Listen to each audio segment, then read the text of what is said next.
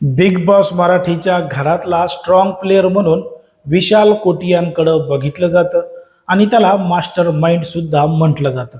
पण मात्र 12व्या आठवड्यापर्यंत विशाल कोटियान हा अगदी चांगल्या पद्धतीनं खेळत होता.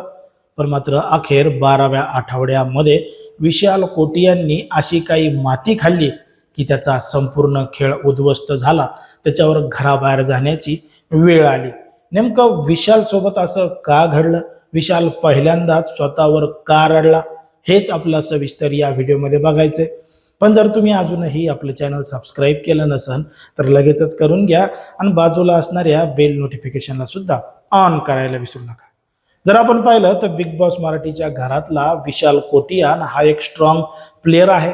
मास्टर माइंड म्हणून तो बिग बॉसच्या घरामध्ये ओळखला जातो आणि कसं खेळायचं, काय खेळायचं, त्याची प्लॅनिंग कशी करायची, हे सगळं विशाल कोटियानला अगदी चांगल्या पद्धतीनं माहीत आहे.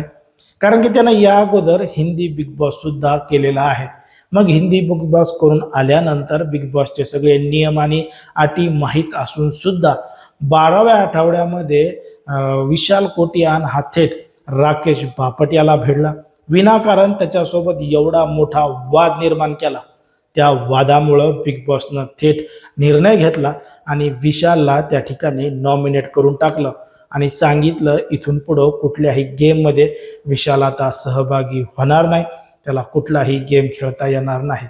म्हणजे आता विशालला जर घरामध्ये टिकवून ठेवायचं असेल तर ते फक्त जनतेच्या हातामध्येच आहे आणि जनतेनं जर त्याला चांगलं वोट केलं तरच त्याला बिग बॉस आता बिग बॉसच्या घरामध्ये ठेवणार आहे. पण मात्र विशालचा या अगोदरचा खेळ जर आपण पाहिला तर त्याच्यापेक्षा कमजोर सदस्यांवर तो आरडत होता, वरडत होता आणि जास्तीत जास्त करून प्रभू शेळकेसोबत विशाल कोटियान मोठ्या प्रमाणात वाद घालत होता. त्याच्या टोळीमधले सदस्य जे होते ते सुद्धा एक एक करत घराबाहेर गेलेले आहेत. कारण की ते विशालच्या म्हणण्यानुसार खेळत होते, त्यांचं स्वतःचं वैयक्तिक मत त्या ठिकाणी मांडत नव्हते.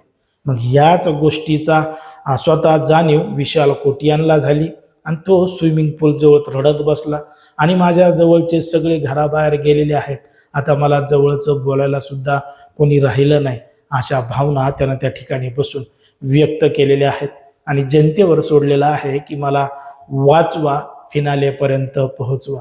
आणि आता या आठवड्यामध्ये सुद्धा तो नॉमिनेट आहे. मग आता विशाल बिग बॉसच्या घरामध्ये जाईल का जनता त्याला प्रतिसाद देईल हे आपल्याला बघावं लागणार आहे. पण मात्र एवढ्या स्ट्रॉंग प्लेअरनं फिनाले जवळ आल्यानंतर माती नेमकी का खाल्ली हे स्वतः त्यानं मान्य केलेलं आहे. त्याच्यावर तुम्हाला काय वाटतं हे अगदी स्पष्टपणे कमेंटमध्ये सांगा. आणि अशाच पद्धतीचे नवनवीन व्हिडिओ पाहण्यासाठी आपल्या चॅनलला लगेच सबस्क्राईब करायला सुद्धा विसरू नका.